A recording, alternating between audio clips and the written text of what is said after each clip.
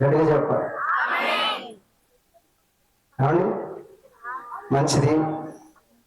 ఎప్పుడన్నా నన్ను వద్దంటారేమో అని గ్రామం నుంచి చూస్తా ఉన్నాను. ఎందుకులేండి, చాలా సార్లు విన్నాం కదా అని అనుకుంటున్నాను. కానీ మీరు ఎవరు కంప్లైంట్లు ఇవ్వట్లేనట్టుంది పాస్టర్ గారికి. పెద్దలు కానీ యవనస్తులు కానీ నా మీద ఏమీ కంప్లైంట్లు లేనట్టున్నాయి.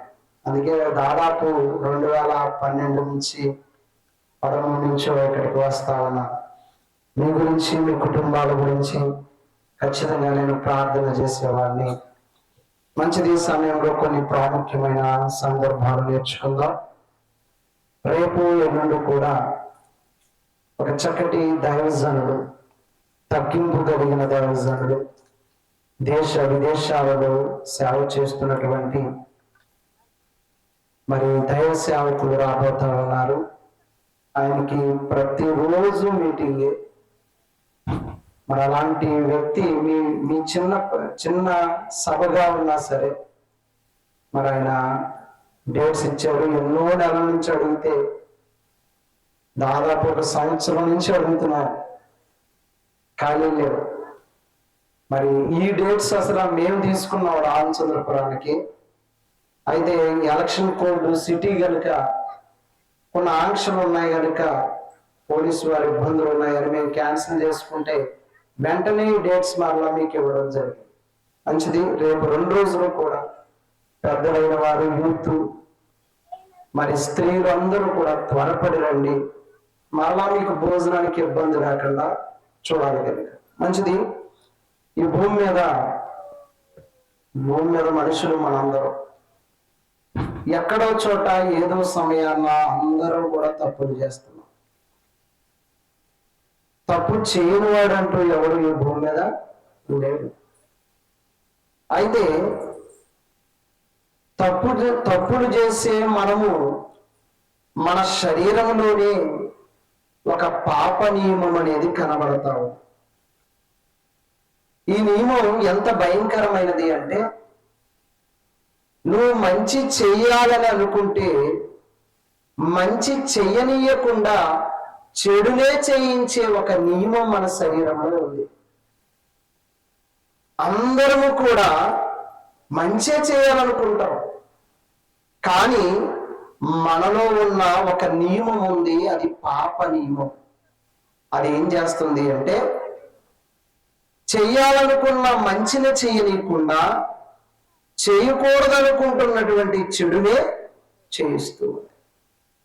ఏదైనా వనంలో ఆదాము, అవ్వ వారికి చక్కటి పరిస్థితిని దేవుడు అనుగ్రహించాడు. మంచి ఏమిటో చెడేమిటో వారికి తెలియపరిచాడు. తెలియపరిస్తే ఆ మంచిని కాకుండా చెడులో ఏముందో చూడాలనుకున్నారు. చెడులో తినవద్దని చెప్పిన ఆ పండ్లను తినాలి అనే ఆలోచన పుట్టించింది అపవాది.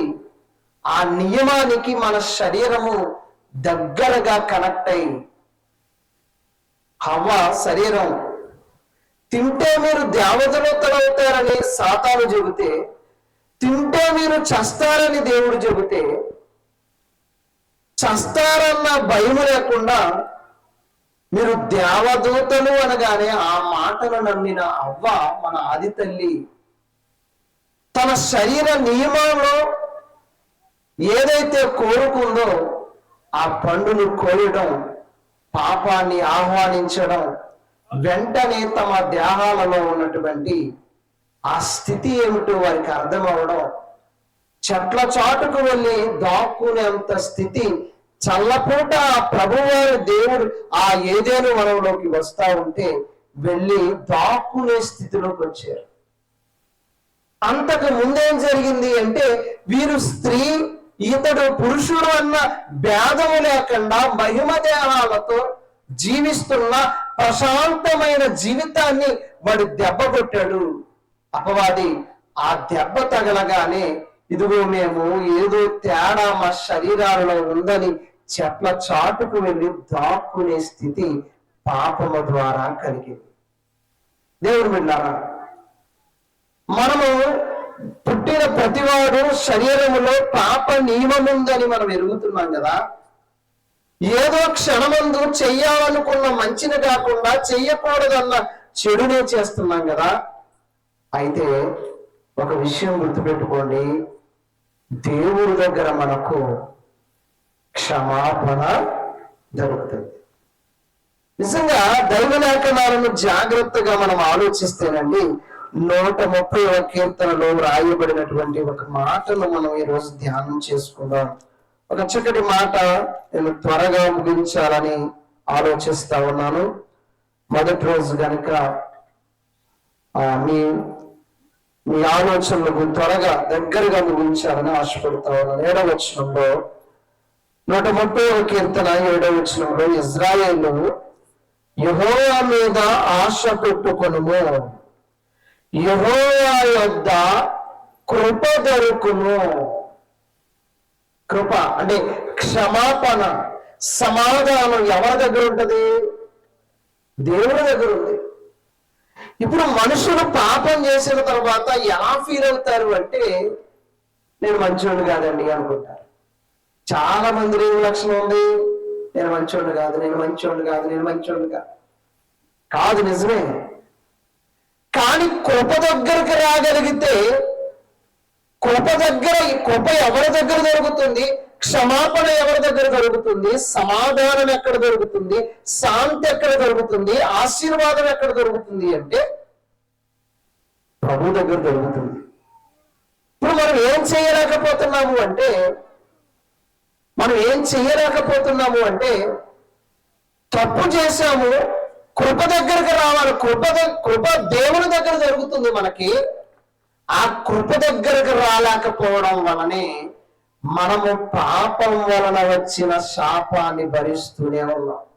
చూడండి, ఆదామవ్వలు చెయ్యాల్సిన మంచిది కాకుండా చెయ్యకూడదు వద్దు అన్నటువంటి నియమాన్ని దాటి వెళ్ళి పాపవశం అవగానే వారికి శాపాలు వచ్చినాయి. ఏంటో తెలుసా? భూమిని ఏమన్నాడు? భూమిని శపించాడట. పురుషుడికి ఏమని శపించాడు?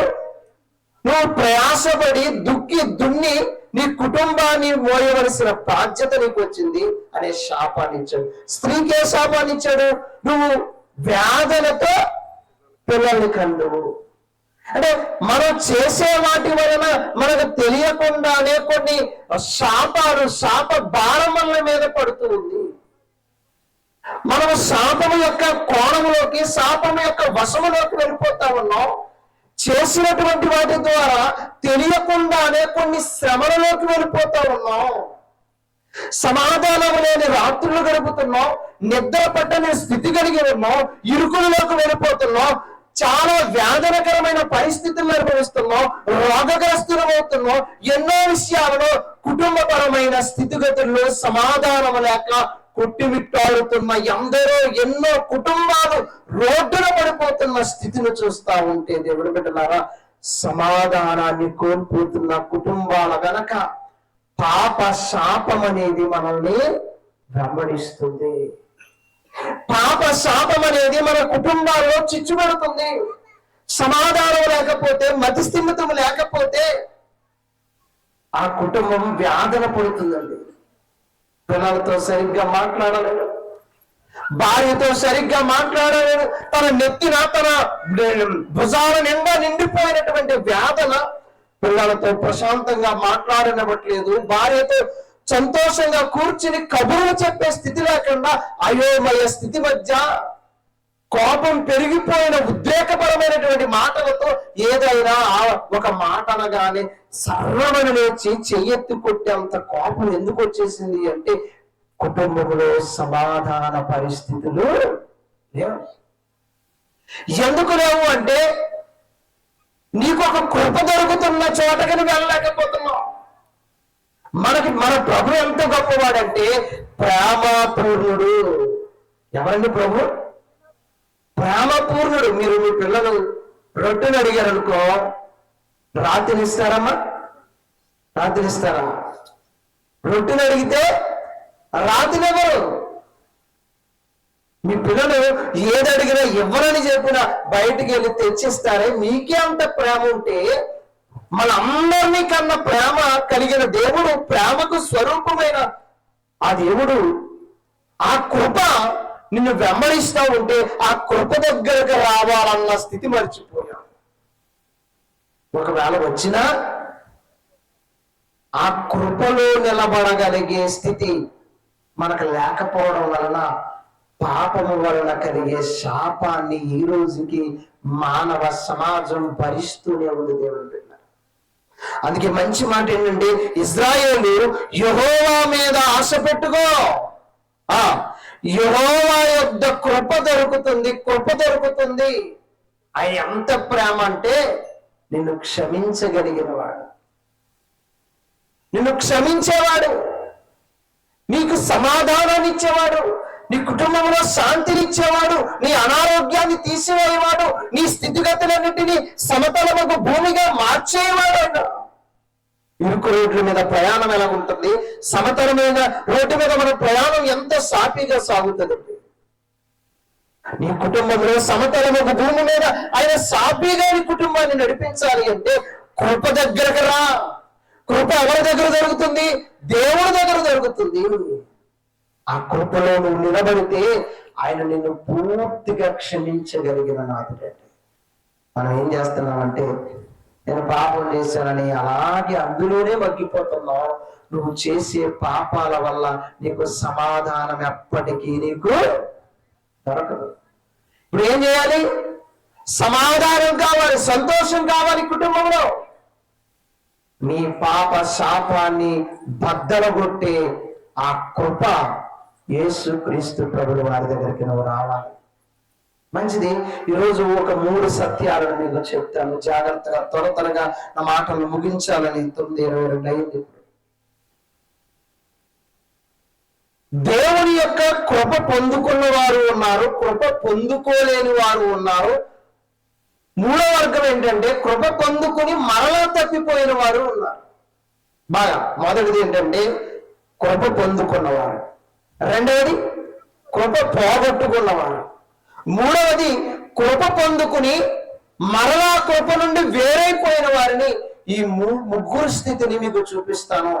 దేవుడు ఎంత గొప్పవాడు అంటే నిన్ను కృప నీకు చూపిస్తున్నాడు కనుక ఈ రోజు వరకు నువ్వు ఇలా ఉండగలిగావు. ఈ రోజు వరకు నీ పరిస్థితులను చక్కదిద్దుతున్నాడు.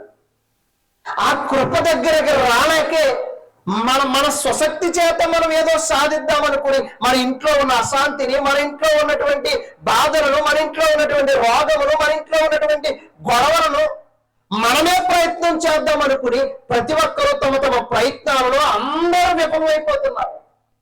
కానీ నీ ఇంట్లో గొడవలైనా, నీకు ఇంట్లో రోగమైనా, నీ ఇంట్లో శోధనైనా, నీ ఇంట్లో ఇరుకైనా ఒకసారి ప్రభు దగ్గరకు రా.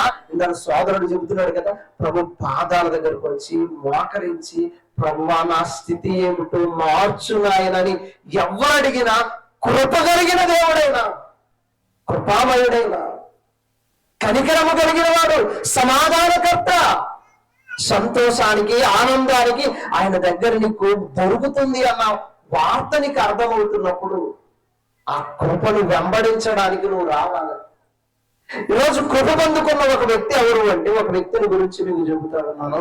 ఆ వ్యక్తిని 2వ దినవృత్తాంతాల గ్రంథం 34వ అధ్యాయంలో త్వరగా నా మాటలు ముగించడానికి చాలా వేగంగా పరిగెడుతున్నాను. 2వ దినవృత్తాంతాల గ్రంథము 34వ అధ్యాయంలో మరి యోషి అనే ఒక రాజు మనకు అక్కడ కనబడుతూ ఉన్నాడు. గుర్తుపెట్టుకోండి, రాజు పేరు చెప్పాను. యోషి అనే రాజు కనబడతా ఉన్నాడు. ఆ రాజు ఏం చేశాడు అంటే దేవాలయాన్ని శుభ్రపరుస్తా ఉన్నాడు. తన అధికారంలోకి రాగానే, రాజుగా మారగానే దేవాలయాన్ని శుభ్రపరుస్తూ ఉన్నాడు. శుభ్రపరుస్తున్న వారికి అప్పగించిన వారు దేవాలయంలో ఒక లేఖ, ఒక గ్రంథం దొరికిందని రాజుగారి దగ్గరికి తెచ్చారు. రాజుగారి దగ్గర ఆ మాటలు చదువుతున్నారు. చూడండి ఒకసారి. 18వ అధ్యాయం 34:18లో, మరియు యాజకుడైన హిల్కీయా నాకు ఒక గ్రంథం ఇచ్చినని రాజు ఎదుట మనవి చేసుకుని శాస్త్రము శాపాను రాజు సముఖమును దాని నుండి చదివి వినిపించును. అతడు ధర్మశాస్త్రపు మాటలు చదివి వినిపింపగా రాజు విని తన వస్త్రమును చింపుకుని. చూడండి, రాబోతున్న యెరూషలేము మీదకి రాబోతున్న కీడులేమిటో, పాపం వలన కలిగిన శాపమేమిటో, ఆ పాపం వల్ల వచ్చే శ్రమలేమిటో, ఆ ఇరుకులేమిటో, రాబోయే ఉపద్రవాలేమిటో ఇదిగో ముందుగానే సిద్ధపరిచిన గ్రంథాన్ని చదివితే రాజు వెంటనే బట్టలు చింపేసుకునండి ఆయన పాదాల దగ్గర పడిపోయాడట. ఆయన పాదాల దగ్గర పడిపోయాడట. పడిపోయి కింద చివరి 21వ వచనంలో మీరు వెళ్ళి దొరికిన ఈ గ్రంథంలోని మాటల విషయమై నా కొరకును ఇశ్రాయేలు యూదా వారిలో శేషించి ఉన్న వారి కొరకు యెహోవా యొద్ద విచారించుడి. మన పితరులు ఈ గ్రంథమందు వ్రాయబడి ఉన్న సమస్తమును అనుసరింపకయు యెహోవా ఆజ్ఞలు గైకొనకయు ఉండేది గనుక యెహోవా కోపము మన మీదకి అత్యధికముగా వచ్చేది. ఆ గ్రంథంలో అదే ఉంది. రాబోతున్న ఉగ్రత మీ మీదకి రాబోతుంది అనగానే బట్టలు చింపుకుని దేవుడు పాదాల దగ్గర పడిపోయాడు. దేవుడు ఎంత గొప్పడో చూడండి. ఇప్పుడు 27వ వచనాన్ని చూద్దాం. 27వ వచనం, నీ మనస్సు మెత్తనిదై ఈ స్థలము మీదను దాని కాపురస్తుల మీదను దేవుడు పలికిన మాటలను నీవు వినినప్పుడు నా సన్నిధిని నిన్ను నీవు తగ్గించుకుని నీ వస్త్రములు చింపుకుని నా సన్నిధిని కన్నీరు విడిచిదేవు గనుక నీ మనము నేను ఆలకించానయ్యా. కృప దగ్గరికి వచ్చేసాడు. ఎవరి దగ్గరికి వెళ్ళాడు? ఎవరి దగ్గరికి వెళ్ళాడు? మరోసారి వచ్చినప్పుడు చెప్పాడు, ఏదన్నా బలహీనత వచ్చి జ్వరం వచ్చి తగ్గకపోతే వెంటనే ఎవరి దగ్గరికి వెళ్ళిపోతాం మనం? ఏంటి మొలక కడతారు చూసారా? ఏంటది? తాయితా చర్చికి వచ్చి ప్రార్థన చేసి అన్ని చేసి బూడిద కట్టించుకుని చిన్న దాని కొరకు వెళ్ళిపోతున్నారు చూడండి. మొన్న చెప్పాను ఒకసారి అక్కడికి వచ్చి. ఇక్కడ దేవుడు మాటలు వినగానే ఒక రాజు బట్టలు చింపుకోవడం అంటే అది అందరి ముందు అవమానం అండి, అవమానం. కానీ దేవుడు మాట వినగానే ఇదిగో మన మీదకి రాబోతున్న శాపభారం నుండి మన విడుదల రావాలి అంటే ముందు రాజు నిర్ణయించుకున్నాడు, మోకరించేశాడు, బట్టలు చింపుకున్నాడు. ఆ మెత్తని స్వభావాన్ని చూడగానే దేవుడు కరిగిపోయాడండి, కరిగిపోయాడు. ఎంత కృప కలిగిన దేవుడో తెలుసా? నువ్వు ఎంత చేసి అయ్యి బాబు నేను పాపాత్మున్నాను అనుకో. ముందు ప్రభు దగ్గరికి రా. సమాధానకరమైన స్థితికి నువ్వు చేరాలి ఫస్ట్. ప్రభు ఈ సన్నిధి ఎందుకుంది ఇక్కడ మీ మధ్య? ఊరకే లేదు ఈ సన్నిధి. ఈ సన్నిధిలో దొరికే ఆనందము, ఈ సన్నిధిలో దొరికే సమాధానము, సంతోషాన్ని నువ్వు అనుభవించడానికి అనుభవపూర్వకమైన జ్ఞానాన్ని పొందుకోవడానికి రావాలి ఇక్కడికి. ఇప్పుడు రాజు ఏమైపోయాడో తెలుసా? మెత్తని మనసు గలవాడు. ఎప్పుడైతే దేవుడికి సరెండర్ అయిపోయాడో, ఎప్పుడన్నా మనకి పోలీసులకి నక్సలైట్లు కనబడైనా, నక్సలైట్లకు పోలీసు వాడు ఎదురైనా బలం లేనప్పుడు వెంటనే సరెండర్ అంటారు. 2 చేతులు పైకెత్తి నేను నీకు లొంగిపోతున్నానని సూచనవడం అన్నమాట. ఇప్పుడు మన వల్ల కాదు, రాబోయే ఉగ్రతను మనం జయించలేము, రాబోయే ఉగ్రతను మనం జయించలేము. ఇదిగో దుబాయ్ ఏమనుకుందో చూసారా? దుబాయ్లో వర్షాలు పడకపోతే మ్యాగోమదం అని ఒక ప్రాజెక్ట్ చేశారు. ఆ చేసి మొత్తం ఆ రసాయనాలు అట్టుకెళ్ళి ఆ మేఘాలలో కురిపించేశారు. దాని ప్రభావం మొన్న ఒక్క రోజులో దాదాపు 6 నెలల కురవాల్సిన వర్షం ఒక్క రోజులో కురిస్తే ఆ కార్లు అన్ని కొట్టుకుపోయాయండి, బీభత్సమైపోయింది. ఇప్పుడు మనం చెయ్యలేని దాన్ని దేవుడి దగ్గరకు వచ్చి సరెండర్ అయిపోయి, ప్రభువా నువ్వే ఈ పాపం నుండి, ఈ శాపం నుండి నాకు విడుదల కావాలని ఎవరైతే రోధిస్తారో ఆ కృప వారికి దొరుకుతుంది. అప్పుడు దేవుడు ఏమన్నాడు తెలుసా? ఆయన మాటలు చూడండి. నీ మనసు మెత్తనిదై 27వ వచనం, ఈ స్థలము మీదను దాని కాపురస్తుల మీదను దేవుడు పలికిన మాటలను వినినప్పుడు నా సన్నిధిని